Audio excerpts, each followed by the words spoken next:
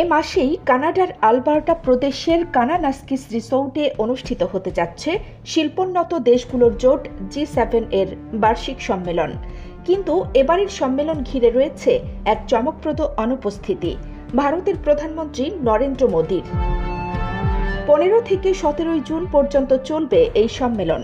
আয়োজক দেশ হিসেবে নেতৃত্ব দিচ্ছেন কানাডার সদ্য নির্বাচিত প্রধানমন্ত্রী মার্ক কার্নি।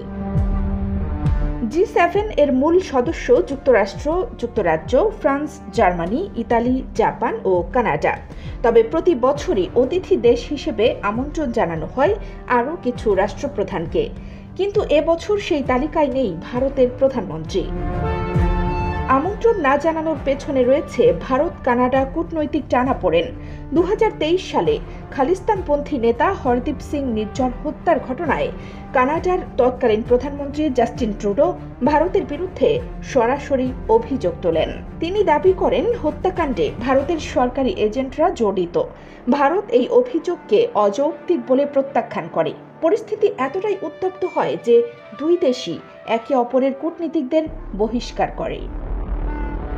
কার্নির বিজয়ের পর অনেকে ভেবেছিলেন হয়তো দুই দেশের সম্পর্কে নতুন দিগন্ত খুলবে।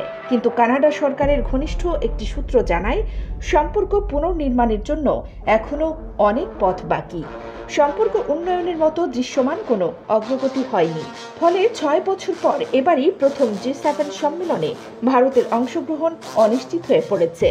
বিশ্বমঞ্চে ভারতের অনুপস্থিতি কী বার্তা দেবে তা নিয়ে ইতোমধ্যে শুরু হয়েছে আলোচনা।